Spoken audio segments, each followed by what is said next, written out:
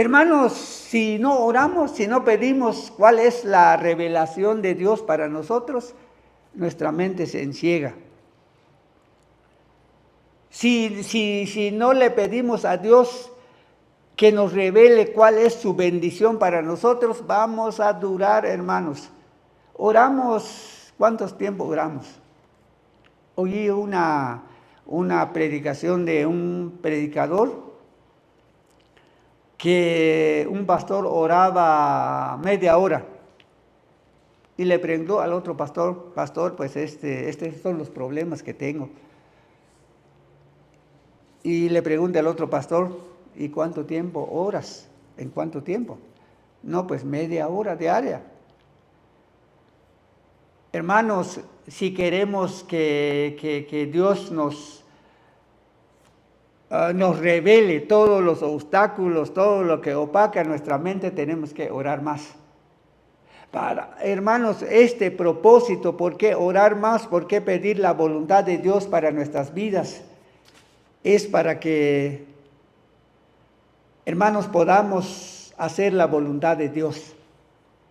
La voluntad de Dios, hermanos, es que sigamos predicando. Pero si nos estancamos, hermanos, si decimos que Dios es una religión, hermanos, si decimos, hermanos, yo oro media hora diario, pero ni siquiera miro la respuesta, ni siquiera miro una bendición, ni siquiera soy sano, ni siquiera se salva mi familiar. Hermanos, media hora, ¿qué dice usted en media hora con un familiar, con un amigo cuando platica? ¿Qué tanto platica usted? ¿Le entiende el familiar? No se sabe, hermano. Porque cuando platicamos con nuestro familiar, con nuestro amigo, él dice una parte y nosotros decimos una parte y en media hora ya se fue el tiempo y ni siquiera alcanzamos. A mí me ha pasado. Muchas veces quiero platicar y a veces mi amigo me platica más de lo que yo voy a platicar o yo platico y se me va el tiempo en lo que no quería yo hablar y ni siquiera dije mi mandado, mi plan. Y así es con Dios, hermanos. Debe la iglesia, hermanos, aquellos creyentes que han orado, hermanos, que han obedecido a la voz y al mando de Dios, hermanos, van avanzando en iglesias, en levantar obras. Aquí no sé cuántos hacen eso, digamos, en este país, porque hay mucha comodidad aquí y no queremos predicar a Cristo. Pero allá en nuestras tierras, hermanos, hay iglesia número 10, iglesia número 15, iglesia número 20, iglesia número 30. De iglesias nuevas que se levantan, hermanos. Porque esos hermanos oran, hermanos, oran y oran y oran. Y el Señor le dice, pues levanta tal fulano, úngelo, nómbrelo, ordénalo para que levante otra obra y la iglesia va avanzando.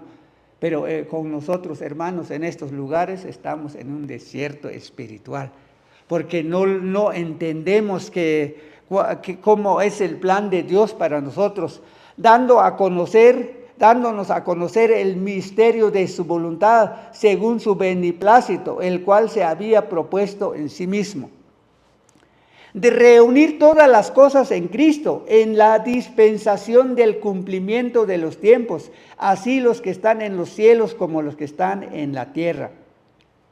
Hermanos, el Señor ya nos descubrió en Cristo, ya reunió en Él todas las cosas en Cristo, en la dispensación del cumplimiento de los tiempos. Cuando Cristo vino, hermanos, se cumplió el tiempo de la dispensación del cumplimiento de los tiempos. Así los que están en los cielos como los que están en la tierra, ya no hay nada oculto, hermano. ¿Por qué ya no hay nada oculto, hermanos? ¿Cómo vamos a saber nosotros? En la palabra está todo. En la palabra está todo, según la voluntad de Dios, según los planes de Dios. Así es que, hermanos, para que Dios nos revele cuál es su voluntad para con nosotros en este tiempo en Cristo, tenemos que pedirle a Él, porque Él los tiene ya dispuestos, porque ya se cumplió el tiempo en Cristo. En Él asimismo tuvimos herencia, en Cristo, hermanos, habiendo sido predestinado conforme al propósito del que hace todas las cosas según el designio de su voluntad. En Él mismo, en Cristo, tuvimos herencia nosotros. Hermanos, somos llamados hijos de Dios. No somos igual a Cristo como Él es el unigénito Hijo de Dios, pero somos hijos de Dios. Tenemos herencia en Él.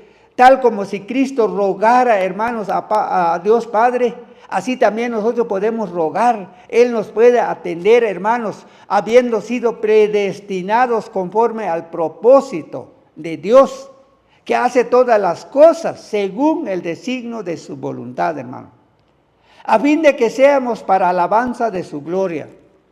Otra vez se repite esta palabra, hermanos. ¿Dónde vimos anteriormente, hermanos? En el versículo 6, para alabanza de la gloria de su gracia.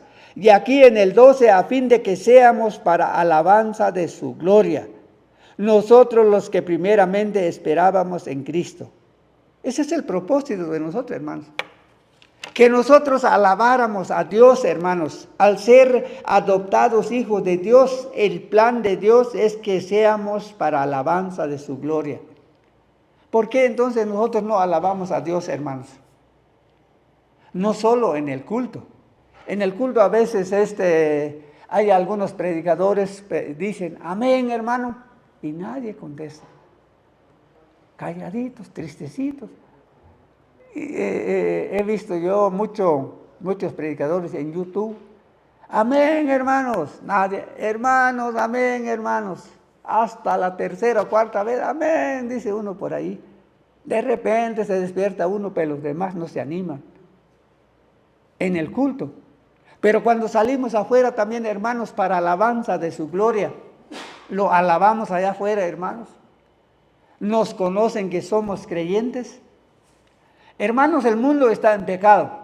Bueno, deja que solo en pecado. El mundo está enfermo de pecado. Y muchos en su desesperación buscan a Dios, quieren salvación de Dios, quieren una solución de su necesidad en Dios. Y miran, hermano, a quién acudir, a quién llamar para solución de su problema. No aparece nadie, hermanos. Allá en mi tierra hace muchos años, cuando yo era un creyente nuevo, el pastor se fue con sus diáconos a visitar algunas casas allí, lejos, tal vez unas 2 horas. Fue el pastor y sus diáconos a visitar y fueron a orar en aquella casa. Visitaron varias casas, oraron y oraron.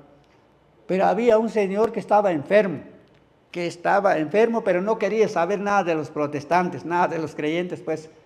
Él era un religioso y habían ido a brujos y cuanta locura han hecho. Y el señor se estaba muriendo. Pero en su desesperación los familiares le dijeron a este señor, ¿y qué tal si pruebas a los aleluyas, pues? Porque están aquí ahora, están visitando a los vecinos, acuérdense que tal vecino es creyente. ¿Qué tal si les pruebas? Pero en su desesperación, hermanos, y a último momento ya no hubo solución, ni medicina, ni brujo, ni hechicería. Pudo. Después él dijo, bueno, ¿qué tal si lo pruebo también? ¿Qué pierdo? De todos modos me estoy muriendo. No sé cuánto tiempo me queda. ¿Qué tal si lo pruebo?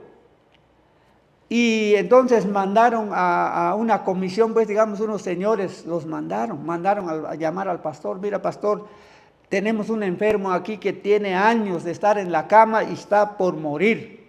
Entonces le sugerimos ¿qué tal si te invitamos a que ores, ustedes oren por él?